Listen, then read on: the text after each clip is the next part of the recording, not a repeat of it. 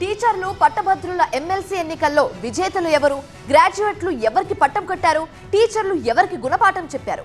ఈ ప్రశ్నలకు మరికొన్ని గంటల్లోనే సమాధానం దొరకబోతుంది. ఇంతకీ కౌంటింగ్ ఏర్పాట్లు ఎలా ఉన్నాయి చూద్దాం.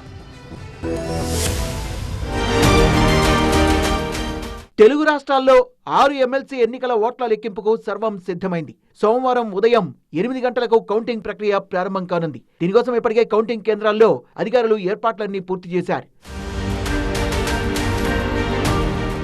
గుంటూరు, కృష్ణా జిల్లాలకు సంబంధించిన పట్టభద్రుల ఎమ్మెల్సీ ఓట్ల కౌంటింగ్ గుంటూరులోని ఏసీ కాలేజీలో జరగనుంది. కౌంటింగ్ సెంటర్లో 28 టేబుల్స్ ఏర్పాటు చేశారు. ఒక్కో టేబుల్కు 5 చొప్పున ఎన్నికల సిబ్బంది ఉంటారు. 600 మంది సిబ్బంది ఈ కౌంటింగ్ ప్రక్రియలో పాల్గొంటారు. ఉమ్మడి ఉభయ గోదావరి జిల్లాల గ్రాడ్యుయేట్ ఎమ్మెల్సీ ఎన్నికల కౌంటింగ్ కోసం ఏలూరులోని సిఆర్ఆర్ ఇంజనీరింగ్ కళాశాలలో ఏర్పాట్లు పూర్తి చేశారు. గ్రాడ్యుయేట్ ఎమ్మెల్సీ ఎన్నికల్లో 2,18,902 ఓట్లు పోలయ్యాయి. ఓట్ల లెక్కింపునకు 28 టేబుల్స్ ఏర్పాటు చేయగా 17 రౌండ్లలో ఓట్ల లెక్కింపు జరగనుంది. ఉత్తరాంధ్ర ఉపాధ్యాయ ఎమ్మెల్సీ ఎన్నికల ఓట్ల లెక్కింపు విశాఖలోని ఆంధ్ర యూనివర్సిటీలో జరగనుంది. ఉత్తరాంధ్ర టీచర్స్ స్థానంలో 92.40% పోలింగ్ నమోదైంది.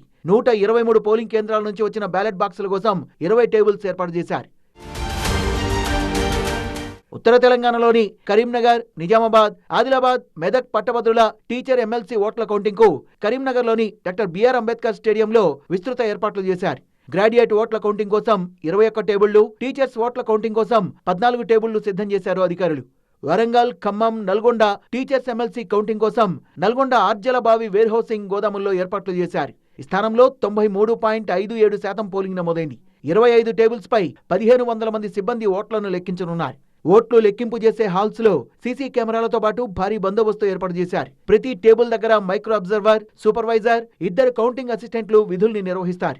1వ ప్రాధాన్యత ఓటులో ఎవరైనా అభ్యర్థికి 50% మించి మెజార్టీ రాకపోతే 2వ ప్రాధాన్యత ఓటును కౌంట్ చేయాల్సి ఉంటుంది. కౌంటింగ్ ప్రక్రియకు సుదీర్ఘ సమయం బట్టే అవకాశం ఉన్నందున 3 షిఫ్టుల్లో సిబ్బంది విధుల్ని నిర్వహిస్తారు.